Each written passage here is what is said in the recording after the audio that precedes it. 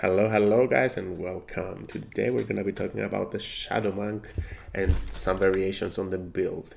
So let's get straight to it. First of all, you want to be focusing on your dexterity and wisdom in this build. So dexterity is your primary focus, as this is what you're going to be using to do your attacks. I would also spare anti-ethel and put that additional point, get your dexterity to 18 by the first act. I wouldn't let Volo mess with my eye at all. It's not worth losing. You're not getting anything out of this build if you let them do that. So, race options, you have quite a few options here. I would recommend the Wood Elf because it gave some additional movement speed, some cool proficiencies with weapons that you're going to be needing. Then again, the Gnome, the Deep Gnome as well, will also give you proficiency in stealth. And the Gnome Cunning feature, which is very strong at any point for any class in the game. If you need a little bit more HP, consider the Gold Dwarf. The Half-Elf Drow is also a good option as it gives you access to the Darkness spell for free. And the Tiefling Asmodeus subrace as well gives you the same option of casting Darkness for free. And this is going to come down the line as a useful part of our build. So, for feats, I would consider the Sentinel feat, especially for this build, is probably the strongest feat, and I would pick this. I would definitely pick this feat for this build.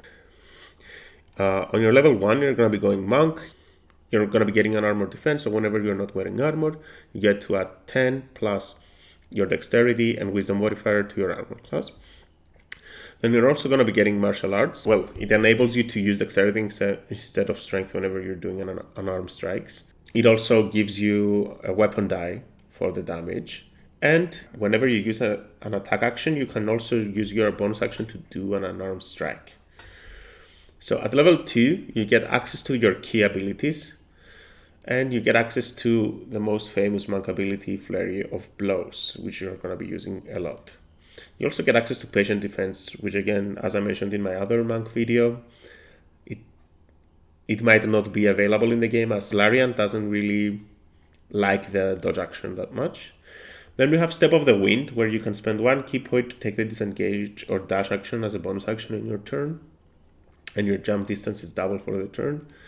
Not very useful. We're going to overcome this down the line. So you're mostly going to be using your ki to do Flurry of Blows or Stunning Strike, which we're going to see later. So as a Shadow Monk, you get access to Shadow Arts starting level 3. This essentially means that you can spend 2 ki points to cast Darkness, Dark Vision, Pass Without a Trace, or Silence on your enemies. And it also gives you the Minor Illusion cantrip. Now, why is this important?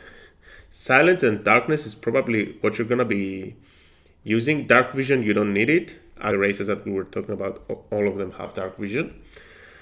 And Deflect Missiles, which is a cool reaction to reduce the damage you take from projectiles. And on level 4, you get your ability score increase. I would consider getting Sentinel at this point. And you're gonna have a very strong combo with Sentinel. Essentially, this build allows you to shut down every spellcaster you see, because you can use your 2 ki points to cast with your actions Silence, and then you run up to them, either with Step of the Wind or with your Shadow Step or Shadow Strike that you're going to get at level 6. And if you have the Sentinel feat, they cannot run away from you, and they cannot use their spells to blink away from you unless they have the subtle meta magic, but that's not something the NPCs will be having most of the time. And therefore, you essentially lock the enemy spellcaster in a silence field, and then you just get to lay out on them on subsequent turns. Very cool, very strong. And it's going to be a very useful build. Even though the DPS from this build is not very high, this feature alone is very strong. At level 5, you get your extra attack and Stunning Strike. Stunning Strike is one of the monk's strongest abilities. It allows you to use 1 ki point to force your enemy to do a Constitution saving throw, which if they fail, they're stunned until the end of your next turn.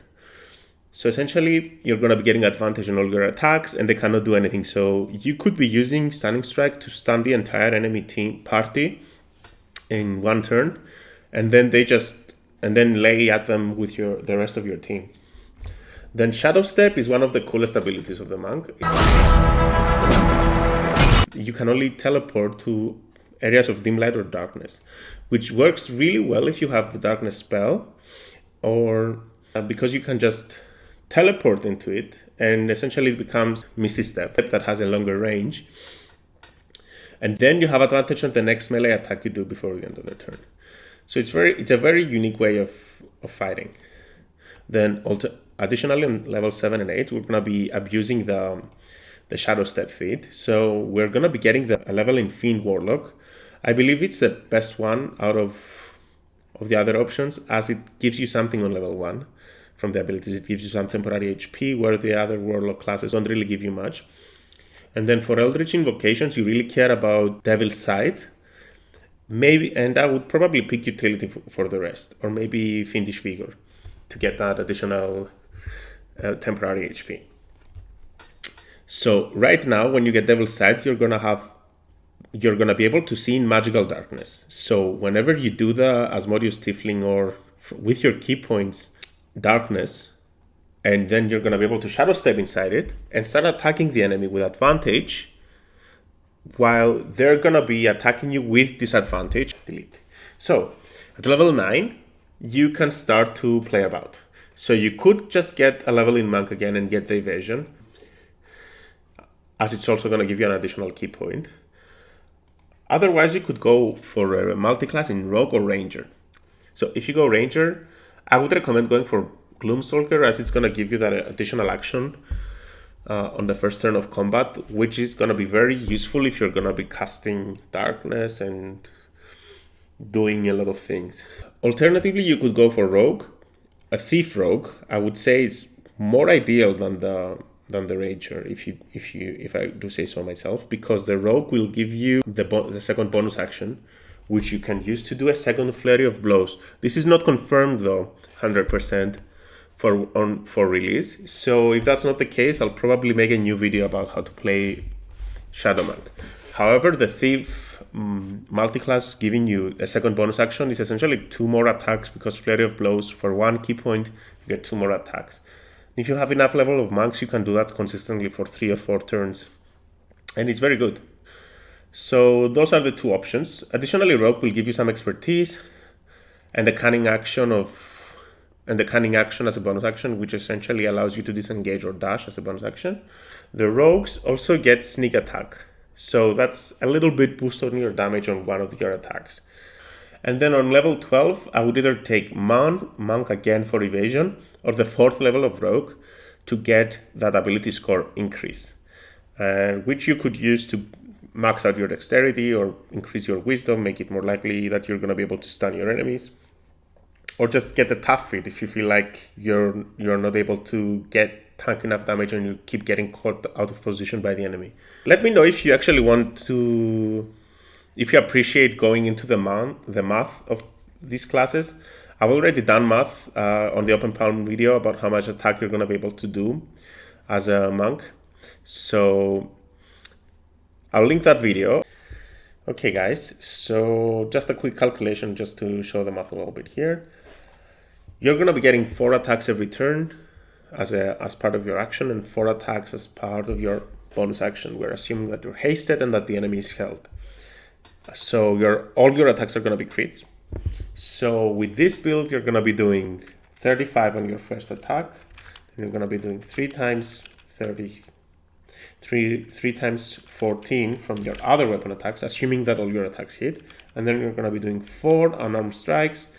So that would be 4 times 12, and that's the total damage. It comes down to 125 damage per turn.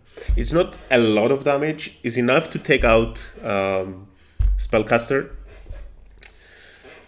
but it gives you a lot of versatility when you play Shadow Monk, and it's a great experience overall.